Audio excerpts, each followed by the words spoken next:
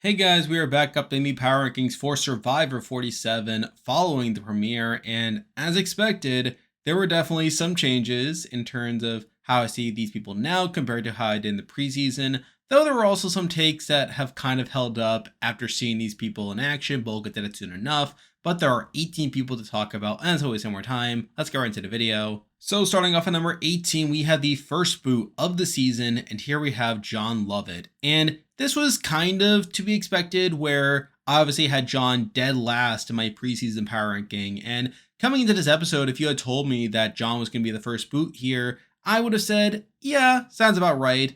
Though, admittedly, when we saw the actual episode, I feel like Jon didn't exactly get the downfall edit I was expecting, where while he does end up getting a pretty big edit across the episode, I felt like that was always going to be the case regardless of what his actual placement on the season ended up being, considering he was one of the bigger names, and Jeff clearly loved having him on the season. But I feel like a lot of the episode didn't really set up his downfall that well, where the only negativity that come before the scramble came when him and Andy were talking early on, only to cut to the rest of the tribe saying that Andy and Jon are on the outs. But even then, we saw Anna getting more than negativity, and with how blatantly paranoid Andy was for a lot of it and how much he was on the outs, it made me feel like it was going to be a very obvious Andy boot here, kind of similar to like Brandon Donlin from 45 or Jelinski from last season, where, yeah, there could be a red herring here, but also like with how obvious it is that Andy was struggling. I mean, how much could they really hide it? But even if he was simply a decoy, I would have expected other people to be the actual first boot here, where I feel like Rachel got more set up to being a first boot. Even Anuka got some not great content here earlier on. But I feel like all of Jon's bad content came at the tail end of it, where a lot of the focus came from his challenge strength and that aspect to it, which obviously eventually led to him being voted out here.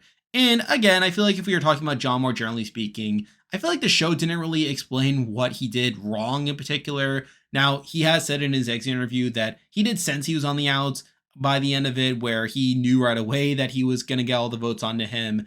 And I feel like with Jon, like, sketching some people out in the preseason, and with him, like, again, being a bit on the older side of things, I felt like it made sense why Jon was targeted here. That, and also he came off as a bit schemy and a bit threatening.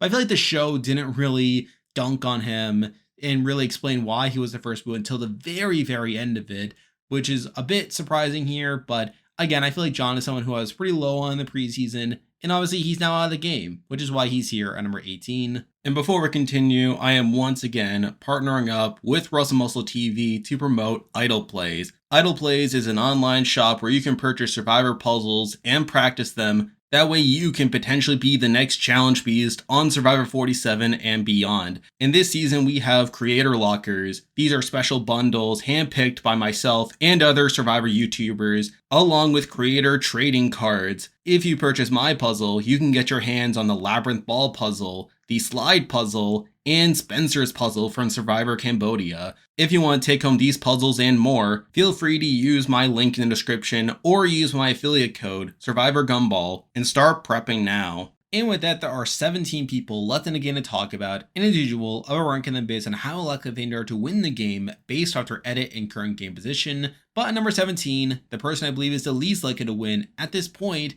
is Saul. And I feel like Saul is the only person here that has gotten pretty much nothing personal on his end, where he gets no introduction, he gets no setup to any relationships. We have no idea where he truly stands in anything, where his only content comes in the middle of the episode where he gets this confessional about how Rome is schemy and that Rome is off his rocker, which is obvious. And I feel like other people point that out as well. I feel like it's pretty much a nothing confessional here. And for that to be his only meaningful content across the entire episode, across the premiere of all things, is such a knock to me that I have to knock him out of contention pretty much immediately here. Now, obviously, other people we'll be talking about soon have more negative things to point out, but I feel like those people at least stand out a bit more, and those people at least have some potential to turn it around or have a journey at it or have some big moment across the season. I feel like Saul is kind of nothing so far in the season.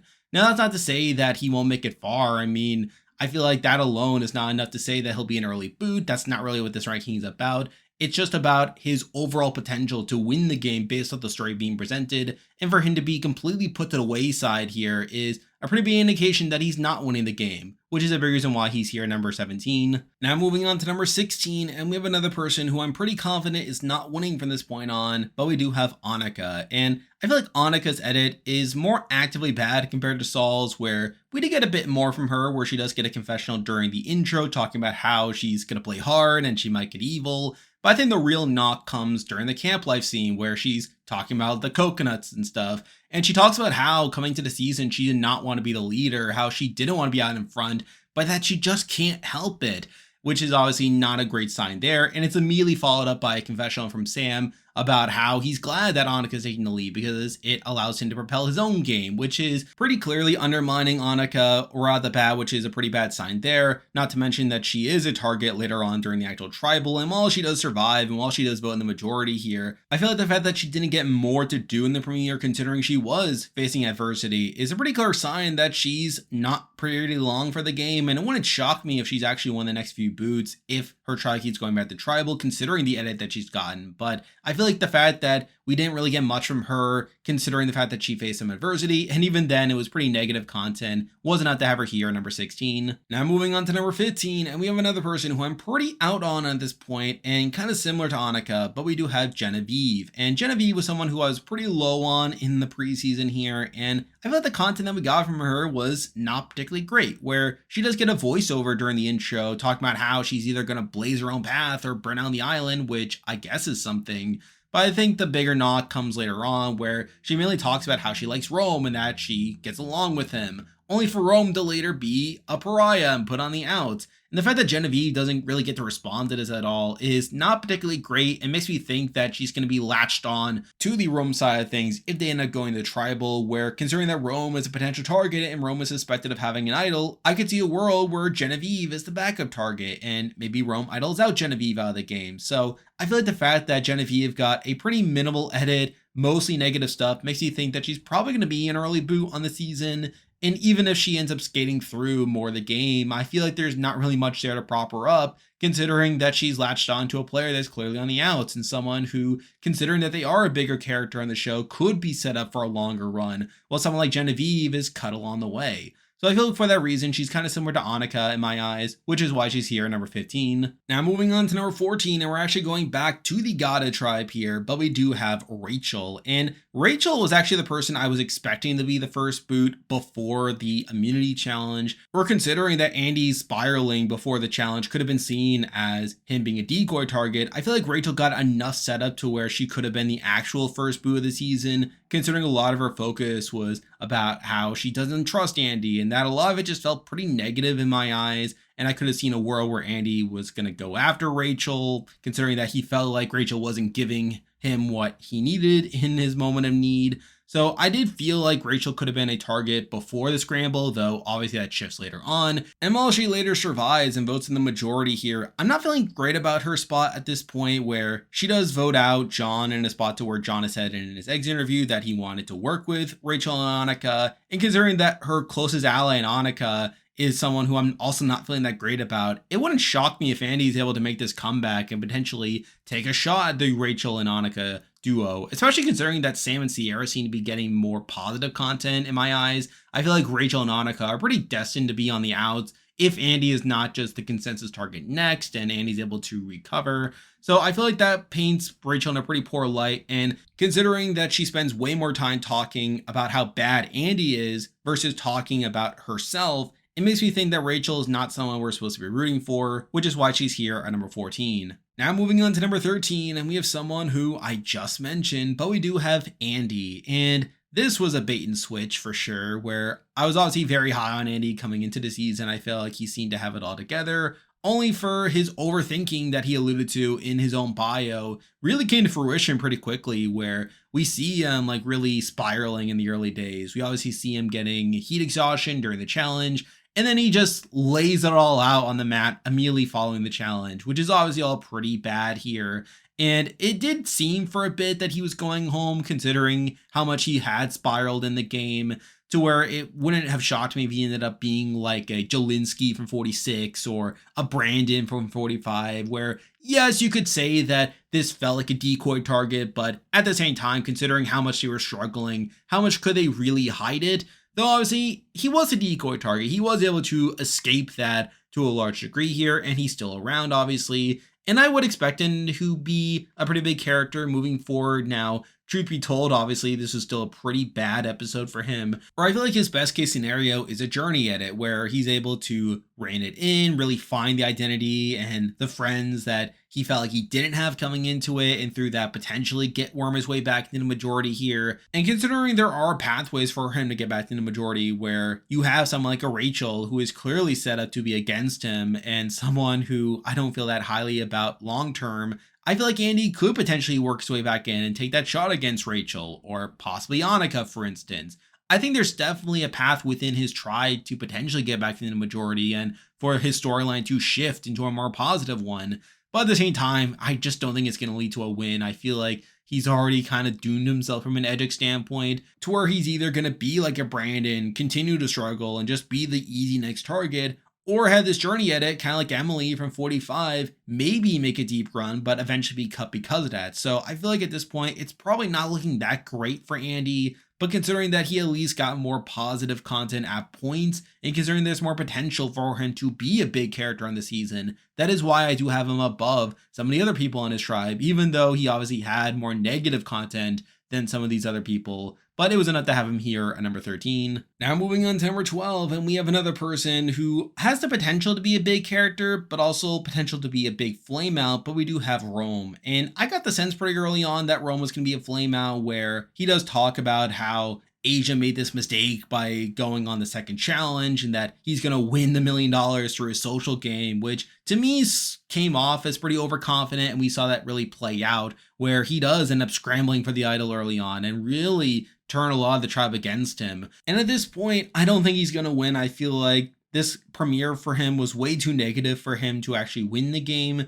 Though kind of like Andy, I think there's definitely some potential for him to have some longevity and for him to be a big player where, yes, well, he's in a bad spot right now. I mean, he does manage to find the idol that's good for one tribal. I could see a world where Genevie is sniped out over him, which obviously would buy him some time in the game. And who knows what can end up happening because of that. I don't think he's necessarily guaranteed to be an early boot. Though at the same time, I feel like he's pretty unlikely to win. I feel like he was pretty overexposed and got a pretty negative premiere for the most part and is obviously playing pretty poorly, which is why he's here at number 12. Now moving on to number 11, and we have someone who also fits into this big character, playing pretty hard here, but is also someone I think has a bit more potential moving forward, and that is Gabe. And Gabe is someone who I'm obviously not feeling the best about. I mean, he obviously was playing a bit too hard. He got caught by TK looking for the idol, which is not particularly great. Not to mention that TK literally says that he doesn't believe Gabe's lie and that he can't really trust him that much. So obviously that's pretty bad. But I think there's also more positives to Gabe's edit than both Andy or Rome, where for one, he does get a match chat where obviously 45 and 46 didn't follow the match chat rule, where 46 didn't even have match chats. I do think the fact that Gabe got a match chat and got to explain himself as someone that leads by example and is a grinder, I think that's at least something to point out and could point to success. But then later on in the episode, we do get to see him setting up his relationship with Sue, where he does talk about wanting to work with an older person, that he's an old soul. And while some of that's circumstantial in the sense that he later asks Sue to help him out while looking for the idol, I think that's at least something to point out and something that could lead to that being an important relationship on the season. So again, I think there's more positives to Gabe's edit than both Andy and Rome. And I feel like the negatives aren't as massive, where outside of that like one scene with TK, I feel like we haven't really seen Gabe be a pariah on his tribe the same way that Rome has, for instance. So I think the fact that Gabe at least has some positives to his edit was enough to have him above Andy and Rome. Though at the same time, I'm not feeling that great about his long-term chances, which is why he's here at number 11. Now moving on to number 10, and we have someone who I just didn't really know what to do with, and it's kind of fitting that they're here at the middle of the list. But number 10, we do have Kyle, and Kyle was someone who I'd consider putting a bit lower, considering he was one of the more quiet people across the premiere, where his only real content comes during the intro, where he does get to introduce himself as someone that struggled a lot and how life gave him a recipe for disaster, but then he made brownies out of it, which is something I guess Though even beyond that, he is kind of lumped in with the men on the Tuku tribe, which Caroline paints in a pretty negative light. So I do think Kyle's kind of a mixed bag here, where, again, for the most part, it's a pretty quiet edit, and I feel like there's some good and some bad here. And there was a debate for him being lower here, but at the end of the day, I feel like the other people we already talked about have bigger negatives compared to Kyle. I feel like the fact that he's lumped in with the guys was not really enough to kick him all the way towards the bottom. And I feel like his confessional for the intro was good enough to where he could become important later on. So I think for now, I'm going to leave him around the middle of the list, even though there's definitely potential for him to move up or more likely move down. But for now, I do have him here at number 10. Now moving on to number 9, and we're once again sticking with the Tuku tribe, but we do have TK. And TK was someone who also got a fine-ish premiere, where I think there's definitely some good to be had, where a lot of his content comes early on with the second challenge, which is pretty circumstantial content, but then later on we see him getting caught up with Gabe looking for the idol, and he does get some positivity there, where he does at least show that he's aware that Gabe is lying, where I feel like that could have easily been pretty one-sided there. So obviously that's at least some setup to him being a competent player, but could also morph into this longer rivalry that is obviously not going to be good for him. And at the same time, he's also lumped in with the other guys on his tribe, which Caroline was kind of dunking on. So again, not the greatest premiere in the world. There's definitely some not ideal things here. And I feel like beyond the Gabe stuff and the challenge stuff from earlier, I feel like TK doesn't really introduce himself the way I would have liked. I feel like he doesn't get that much personal content, which lowers my view of him in terms of actually winning the game. But I feel like he got enough okay content to where he's not any lower here. But again, I feel like middle of the list sounds about right. So he's here at number 9. Now moving on to number 8, and we have someone who I've literally been talking about for the last minute or so, but we do have Caroline. And Caroline's content here was pretty good for the most part, where again, she does get to call out the guys on the blue tribe, which is pretty much her only real content there. So again, you can definitely qualm with that. However, she also gets a lot of positivity from Sue of all people, where Sue really props up their relationship by talking about how Caroline's like a daughter to her. And considering that I feel pretty highly about Sue, I think that kind of rubs off on Caroline here and could lead to that being a pretty important relationship on the season. Now, at the same time, I do have to knock Caroline for not talking more about this relationship herself. And I feel like we could have definitely used more of an introduction from Caroline, to where I feel like this could just simply lead to Caroline being a prop within Sue's story. And while we could get an introduction to Caroline later on, I feel like the fact that we didn't really hear much from Caroline herself in the premiere, or a lot of it came from other people talking about Caroline, is at least something to point out here. But again, I feel like Caroline got enough good things here, and considering that she has at least some setup to an important relationship, could have some longevity on the season. It wouldn't shock me if Caroline is able to make a deep run on the season, but I feel like with the fact that we don't really hear more from her herself outside calling out the guys on our tribe, was not to leave her behind at number 8. Now moving on to number 7, and these next 3 people are all people who I think have the potential to move up depending on how future weeks go, where these people all got pretty understated premieres, didn't get the most focus in the world, but also have the chance to introduce themselves and to set up potential future storylines depending on how the season goes, and through that have the potential to move up despite them not being out in front right from the start. But number 7, we have one of these people, and here we have Kean. And Kean at least had an introduction here, where after the first reward challenge, he does get to introduce himself, talking about being an ER doctor, how he loves the chaos, and that he's constantly surrounded by the unknown, that he's good with dealing with that, and that he'll be good at Survivor because of that. Which at least is something. It's at least setting up a storyline for him. Now, admittedly, I think there's a world where it just turns out that he just sucks at adversity, and that he just faces adversity left and right, is constantly on the bottom, and just fails at whatever he does. But if he ends up succeeding in the game, I feel like that's at least a good introduction to his storyline of him like being able to make order out of chaos. So I think of this grouping of 3, he's definitely the one who's the most up in the air in my eyes, where he could either be this major character on the season that's able to weave through all these social dynamics, or he's just a big donkey and everything goes wrong for him. So again, I think that uncertainty is why he's lower on the list, but I feel like there's enough there to where he's here at number 7. Now moving on to number 6, and we have another person who could also be up in the air depending on how things go, but I feel like this person had more to do in the premiere compared to Kean, but we do have Sierra.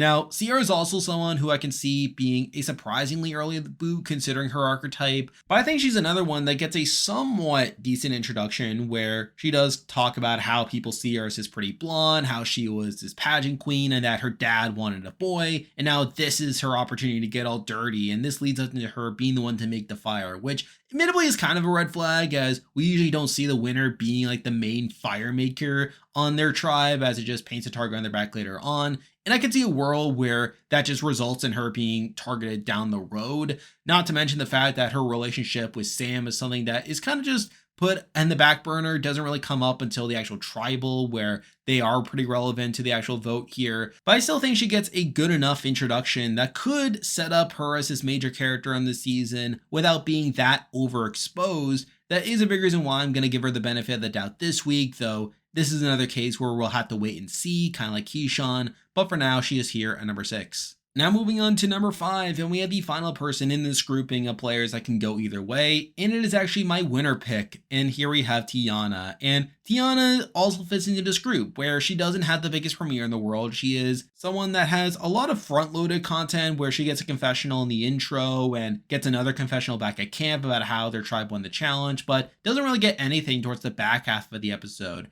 However, with that said, I think her confessional in the intro is pretty good, where she talks about being the first native Hawaiian to play Survivor, and that she wants to show that she can roll with the big dogs, and then howls. And to me, I think that was enough to have her in contention, where I think it's at least setting up her as someone who wants to be a big player in the season, and depending on how things go, I think she's someone who can definitely live up to what she said there. So I think that was enough to have her in contention for me, even though she still was one of the more quiet people here. And I feel like there's not enough evidence yet to really have her higher, but I think that fact that the potential is there does leave her here at number 5. Now moving on to number 4, and we're going back now to someone who got a bigger edit across the premiere and is someone who I am expecting to be a pretty big character early on, but we do have Asia. And Asia got a pretty solid edit, all things considered, where she does get a decent amount of content. Now, mind you, a lot of that's circumstantial, where she does get to go on that journey to lose the challenge, and she does later have to deal with the consequences of that. Though at the same time, she also gets some negativity from Rome, of all people, where immediately after she makes her decision to go on this challenge, Rome just immediately undercuts her by saying that the social game is more important. Though at the same time, Rome does discredit himself by the end of the episode, which makes it not that big of a knock. And I think Asia is able to turn it around, considering she does later establish her relationship with Teenie, and that does seem to be a pretty important relationship, at least for the early game. So I do think Asia got a good enough episode, all things considered, and considering the circumstances, to where I still feel pretty good about her.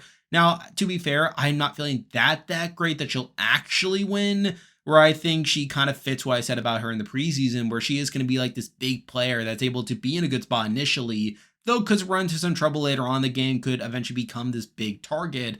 But I feel like she got good enough content in the episode, not to mention that she actually name drops RHAP on the actual show, that results in her being here at number 4. Now moving on to number 3, and we have someone who I just mentioned, but we do have Teenie. And Teenie is also kind of fulfilling my preseason expectation for them, where they are in a pretty good spot. They are a pretty big player, someone who gets a decent amount of content, pretty positive content here, where they get a mad chat, kind of similar to Gabe, and I feel like it's pretty positive there. Even beyond that, we see them being in a good spot in their initial tribe, building all these relationships, gets to really set up how playing Survivor is about these relationships, and that they excelled at making friends and talking to people, and that they plan to play the game by being everyone's number 1. Again, all that's pretty good, and I expect them to be in a good spot moving forward. I expect Teenie to be a pretty big player on her starting tribe, which is all pretty good, though that question still remains over whether they can actually win. And I think that also ties into my preseason expectation, where I think they will eventually be seen as a pretty big player and a pretty big threat, and someone that will be eventually taken out. So I feel like this episode didn't really change my perception of Teenie coming into it, where while the good is there in that they will be a big player, someone who should have longevity on the season, they also have that downside in that they will have a tough road in actually winning the game by the end of it. But I feel like considering the evidence we currently have of these people, I do have Teenie here at number 3. Now moving on to number 2, and we have someone who I'm a bit surprised is this high, where even though I was surprisingly high on them in the preseason, the fact that it's now translating to them getting a good edit on the show and them being in a good spot is a bit surprising in my eyes. But at number 2, we do have Sue. And I think Sue got about as good of an edit as she could have, considering her archetype and considering the type of player I expected her coming into it. Where she does get a confessional in the intro talking about how when she wins, her final words will be that she's 59 and she beat all your asses, which is a pretty iconic line there. And then even beyond that, you have her really setting up her relationships on her tribe, where she talks about Caroline being like a daughter to her. And even beyond that, you have Gabe setting up a relationship with her, talking about how Gabe wants to work with the older people. And Sue just gets an all-around pretty positive edit throughout the premiere. And it's not really shown being that big of a kooky character, where I was a bit surprised by that aspect to it, where I was probably expecting her to have an edit more similar to Carolyn from 44, but I do think she's mostly toned down, where she still gets a lot of the positivity there, but not so much like the big character stuff that you would have expected from her outside of her opening confessional. But I think there's a lot to like here with Sue. I feel like she's someone who is definitely off to a pretty good start on her tribe, and is also someone who's been getting a pretty positive edit, all things considered, a pretty perfect edit in my eyes, which is a big reason why she's here at number 2. And now, at number 1, the person I believe is the most likely to win Survivor 47 at this current moment is Sam. And I did debate on this to a degree, where obviously Sam is someone who I did kind of roll the dice on, where I felt like there was a lot of upside, but also a lot of downside here. And even now, like, considering how the last couple seasons have played out, considering how the last couple seasons on my own power rankings have played out, I do question as well whether Sam can actually win, considering he got pretty much the best premiere edit out of anyone here. Where on the last couple seasons, the person who was number 1 after episode 1 is not someone that goes on to win. And while they do have a lot of longevity on the season, they're obviously someone that eventually slows down. And obviously, with this placement here, I do have to keep that in mind. And I feel like Sam is someone that very much fits the people that I've had at number 1 in the past, where Hunter was number 1 in 46, Couture was number 1 after 45. You know, like, I do have to factor that aspect in, that while they have like a great premiere now, that they could potentially flame out later on, where we could see more negativity, or that they start to get less visibility. And I did consider like switching up the order here, like to maybe have like that Keyshawn, Tiana, and Sierra group towards the top instead, as I think those people have more potential to jump out later on this season, which is more critical in actually predicting the winner. But at the end of the day, I did still decide to go with Sam here, simply because there is more evidence that Sam has been getting a good edit through this premiere. And I think his edit is pretty spotless for the most part, where he does get the first confessional of the season, talking about how people think he's dangerous and that he has to lay down, and he's going to be a wolf in wolf's clothing, which is a pretty good metaphor there. We even get like some like imagery of him doing theater, which is to juxtapose like his more athletic background and his broadcasting background. Later on, we also see him like talking about how he's glad that Anuka is taking the lead on the tribe, as it allows him to be the glue guy. And he talks about how like the glue guy is someone that you want to stick around so that he can burn other people. Again, all that's pretty good as well. He's getting strategic content. He's getting like this storyline about him like needing to like lower his threat level, which he talked quite a bit about in his preseason interview. And I think to top it all off as well, like he does get his way with the actual vote, where he says pretty definitively that he's going to vote out Jon here for challenge strength, and he gets his way. So I think on the whole, like I think he definitely checks off a lot of the boxes that you would want here. Now, I think the one criticism you can have is that his relationship with Sierra isn't really focused on at all until the actual scramble, where you would think that if you were actually the winner, that they would go out of their way to highlight that relationship, though at the same time, like there was a lot of other stuff happening in the episode, and they probably figured that they were going to trouble anyway, so why focus on it earlier? And to be fair, I think if they did focus on it earlier, that it probably would have made me think that he was overexposed. So I do think you can justify that decision as well. So I think at this current moment, I think Sam has received the best edit through episode 1. He has the most evidence of him like being an important character in the story, of checking off a lot of the trends that we've been seeing in modern Survivor. And again, all that's pretty good. I think Sam is the one who I can most confidently say is number 1 at this current moment, though I must also add that I would not be shocked if as the season goes along that starts to change, that Sam like maybe gets overexposed in his edit, or we start to see more of his flaws later on. I mean, considering these trends in recent seasons, it wouldn't shock me if one of these more under the radar and understated players start to emerge later on. They start to get more backing in the edit. So for now, I am going to leave Sam here at number 1, even though I feel like recent seasons have led me to believe that Sam may not actually win by the end of it. But I feel like for now, considering the current evidence we have, I do have him here at number 1. And there we go. That'll do it for this week's video. If you like this content, be sure to like and subscribe. Really helps with the channel. Now I'll be back again next week to update the power rankings again, so you can look forward to that. I'm still covering Big Brother 26 as well as Hell's Kitchen when that season starts, so you can expect weekly content of those shows. I'm on Patreon and have a YouTube membership, so if you want to consider supporting the channel, you can do so by clicking the link in the description. And you can also join the Discord server by also clicking the link in the description. There's a lot of stuff coming your way. But for now, that is the video. See ya.